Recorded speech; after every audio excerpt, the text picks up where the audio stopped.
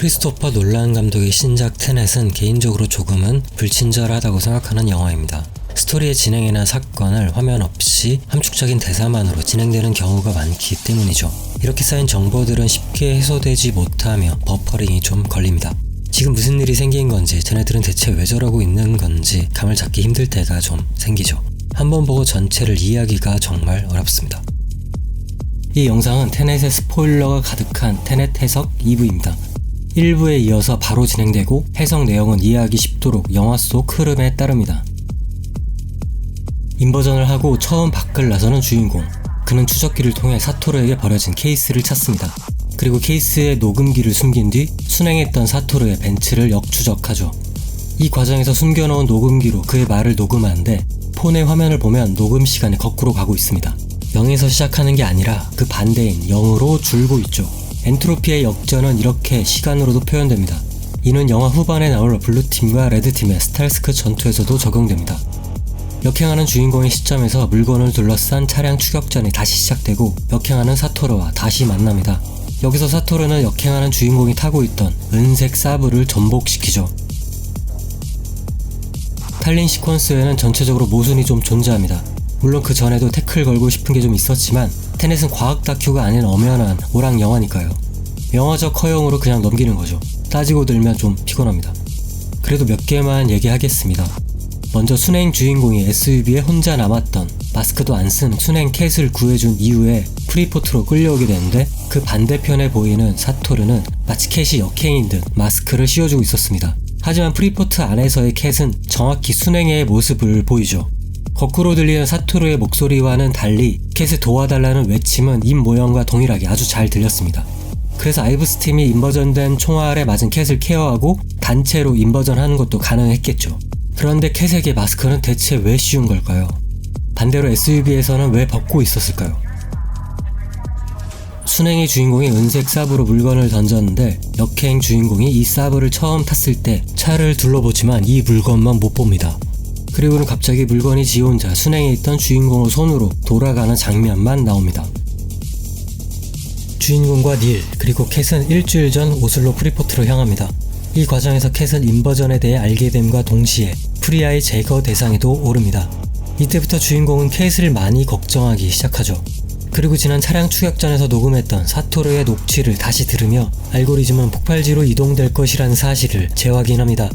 여기서 이들은 모두 컨테이너 안에 있는데 인버전 상태에서는 호흡의 문제도 있거니와 순행과 엮여서도 안 되기 때문입니다.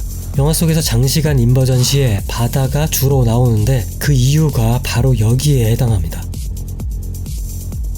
총상을 입은 캣을 역인버전 시키고자 창고로 들어가야 하는데 예상보다 위치나 시기가 좋지 않습니다. 결국 예상치 못한 돌발 상황이 발생하고 이는 전반부의 격투씬을 다시 만들어냅니다. 정확히 인버전 시점의 격투씬이죠. 그리고 자세히 보신 분들은 아시겠지만 주인공이 이곳에 올 때까지 계속 오른쪽 팔에 통증을 느끼며 결국 피까지 흘렸는데 그 이유는 여기서 설명이 됩니다. 이 격투에서 순행인 본인에게 같은 위치의 어깨를 강하게 압박당했기 때문입니다. 일어난 일은 일어난 거다 라는 말과 잘 맞는 내용입니다. 그리고 순행과 역행은 서로가 반대로 보이기에 인버전 장치를 통과하는 방향 또한 같습니다. 전반부 순행 시점은 회전문에서 동시에 나오는 걸로 묘사되었다면 이제는 주인공이 역행이기에 그것과 반대로 동시에 들어가는 걸로 보이죠. 시점에 따라 달리 봐야 합니다. 함께 들어가거나 함께 나오거나. 결국 주인공과 닐, 캣 모두는 이제 순행 상태로 잠시 바뀝니다. 그리고 공항에서 빠져나가는 차 안에서 주인공이 왜 나라는 걸 알면서 얘기를 안 했냐고 닐에게 묻죠. 닐은 여기서 이렇게 대답합니다. 설명도 어렵고 무사할 걸 알았으니까 일어날 일은 일어난 거야. 꾸준히 반복해서 나오는 이 말은 영화에서 아주 중요합니다. 이게 있어야지 테넷의 스토리가 어떻게든 말이 되니까요. 만약 어벤져스 엔드게임이 여러 개의 평행 우주에서 1400만 분의 1의 확률을 찾았다면 테넷은 그게 아닌 어차피 생길 일이라는 겁니다. 그리고 비밀로 하는 건 미래 세력과 싸우는 테넷의 규정이자 이 둘의 약속이고 평행 이론의 모호함 혹은 할아버지의 역설을 직접적으로 언급함으로써 인과관계의 모순을 영리하게 비껴가는 거죠. 주인공은 과거의 프리아를 만납니다. 이미 일주일간 인버전을 했기 때문에 이 시간대는 주인공의 기준에서 과거에 해당되죠. 주인공은 프리아에게 아직 실행되지는 않았지만 앞으로 실행될 탈린에서의 탈취 작전에 대해 설명하고 이틀 뒤 과거의 자신에게 그 지시를 내리지 말 것을 부탁합니다. 어차피 결과는 실패일 테고 이런 과거를 바꾸고 싶은 게 바로 주인공의 속내입니다. 하지만 프리아는 거절합니다. 이어서 말하길 작전의 의도는 사토루가 가진 모든 알고리즘의 위치를 파악하기 위함이었다고 합니다. 주인공은 하는 수 없이 캣의 안전만을 부탁하고 새로운 지시를 받습니다. 프리아의 새로운 지시로 주인공 일행은 다시 인버전하여 프리아의 아이브스 팀이 있는 노르웨이 트론헤임으로 갑니다. 그리고 특정 시간대, 정확히는 열흘 전 오페라 극장 습격 당일이자 사토루와 캣이 베트남으로 여행을 갔던 그 시간으로 거슬러 올라갑니다. 그날은 그라운드 제로가 있는 시베리아 북부, 즉 스탈스크 12에서 큰 폭발이 있었고 사토루의 녹취에서 나왔던 바로 그 폭발지가 스탈스크 12라고 생각한 거죠. 또한 같은 날 베트남에서의 사토루의 죽음을 잠시라도 막아야 했기 때문입니다. 스탈스크에서 큰 폭발이 있었다는 건 사토루가 스스로 목숨을 끊을 거라는 예고나 마찬가지니까요. 캣은 베트남으로 이동하는 시간을 벌기 위해서 배를 계속 타고 주인공과 닐만 시베리아 근처로 이동합니다. 이들의 목표는 폭발지가 있는 스탈스크 12, 즉 그라운드 제로의 폭발에서 9개의 섹션, 즉 알고리즘만을 모두 회수하는 거죠. 아이브스는 작전 브리핑을 시작하며 이것은 블루팀의 경험에 기반했다고 얘기합니다. 블루팀은 이미 전투를 경험했다는 뜻이죠. 그리고 브리핑 도중 밖에서 헬기가 아닌 컨테이너에 실려오는 블루팀을 보며 어떤 군인들이 대화를 나누는데 이는 누군가가 죽었거나 다쳤기 때문입니다. 자신들의 결과를 미리 본다는 건 비밀이 최우선인 테넷의 규칙에도 위배되거니와 영화 마지막에서 보았던 닐의 죽음처럼 앞으로 닥칠 결과를 본인들이 알 필요도 없다는 거죠. 어차피 죽을 테니까요. 혹은 운명이죠. 레드팀은 순행, 블루팀은 역행으로 공격을 시작합니다. 레드는 폭발지 반대편에서 폭발 10분 전에 투입되고 반대로 블루는 폭발지에서 폭발 시점에 투입됩니다. 블루는 폭발 시점부터 시간을 거슬러 올라가며 레드팀의 랜딩 존과 진입로를 확보하는 게 임무이고 레드팀도 마찬가지로 시간을 거슬러 온 블루팀의 랜딩 존 확보와 스탈스크로의 진입이 임무입니다. 그렇게 레드가 투입되는 장면에서는 이미 작전을 끝내고 컨테이너에 타려는 문워크 중인 역행 블루팀을 보게 됩니다. 레드팀의 투입 시기인 폭발 10분 전이란 블루가 폭발 시점에서 10분을 거슬러 온 것과 같으니까 이렇게 서로가 만난 거죠.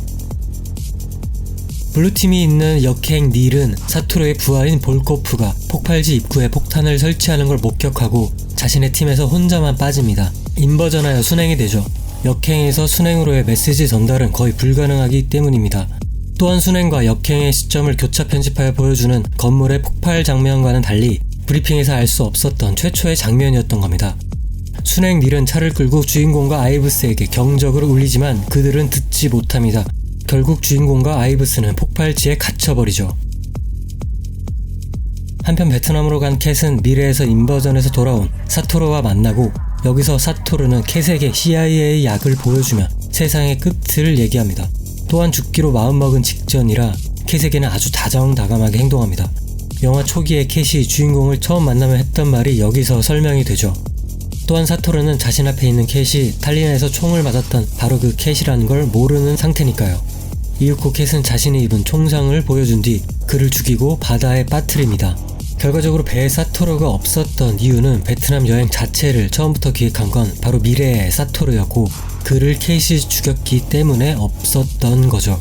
CIA의 약을 먹어도 죽지 못한다는 건 우리는 이미 알고 있고 이는 자살이 아닌 사토루는 캣에게 죽을 운명이었던 겁니다. 폭발지에 갇힌 주인공과 아이브스는 총으로 열 수 없는 문 앞에 멈춰섭니다. 그리고 문 너머에 블루팀 누군가가 누워있는데 영화를 끝까지 보신 분들은 아시겠지만 그는 바로 닐이었죠. 닐은 차후에 인버전하여 주인공과 아이브스가 오기 전에 자신이 먼저 이곳으로 와서 문을 열어주려고 했던 겁니다. 그리고 현 시점에서 순행하는 볼코프의 총에 맞은 거고요. 정확히는 주인공을 구하려고 대신 맞았죠. 아이브스는 마치 아령을 여러 개 붙여놓은 듯한 9개의 알고리즘을 3개씩 나눠준 뒤 알아서 잘 숨기고 자살하자고 합니다. 임무를 완수했고 이제 알고리즘의 위치는 그 누구도 알아서는 안 되기 때문입니다. 하지만 여기서 닐은 자신의 알고리즘을 주인공에게 던져주며 자신에게는 할 일이 더 남았다고 합니다. 더불어 아이브스는 문을 가장 잘 여는 사람은 바로 닐이라고도 얘기하죠. 이미 자물쇠에 대한 얘기는 영화 초반 오슬로 프리포트에서도 한번 던졌습니다. 주인공이 문을 못 열고 버벅댈 때 닐이 도와주었죠. 마지막 닐이 하는 대사 중에 우리의 멋진 우정, 나한텐 여기가 끝이야 라는 말은 주인공의 시점에서 뭄바이에서 처음 만났던 닐과의 이야기는 이제 끝이 났음을 의미합니다. 주인공은 이제 계속 순행할 예정이고 지금까지의 닐은 역행하여 주인공의 타임라인에서 사라지게 될 거니까요. 더 넓게 본다면 닐은 자신의 죽음을 이미 알고 있는지도 모릅니다. 영화의 마지막에서 캣이 프리아에게 죽지 않고 살아남은 건 주인공이 중간에 인버전을 한 번쯤은 했고 그로써 캣의 연락 모두는 미래에서 왔기 때문입니다. 또한 영화에서 직접적으로 표현되지는 않지만 주인공이 캣을 대하는 모습에는 좋은 감정이 계속해서 보였죠. 저는 주인공이 왜 이렇게 캣에게 집착하는지 이해가 안 되었지만 이 영화는 그냥 사랑을 철저하게 감춘 논란표 제임스 본드 영화라고 저는 생각하기로 했습니다. 테넷 속 모든 이야기들은 이미 답이 정해져 있습니다. 우리는 논란이 만들어 놓은 이야기를 그저 따라가면 됩니다. 그리고 정해진 현실 혹은 운명에 대한 이야기를 시간대를 옮겨가며 그야말로 느껴야 합니다. 테넷은 호불호가 굉장히 갈릴 거라 생각합니다. 저는 이 영화를 무려 6번이나 봤습니다. 3회차에서는 거의 대부분을 이해했으나 소소하게 몇몇 부분이 계속 거슬리고 깔끔하게 해소가 안 되었기에 6번이나 봤습니다. 과학을 기초로 판을 짠 논란 영화이기에 이런 부분에 불을 켜고 달려들었다고 저는 생각합니다. 영화는 그냥 영화로 생각하자는 결론에 결국은 다 다르게 되었고요.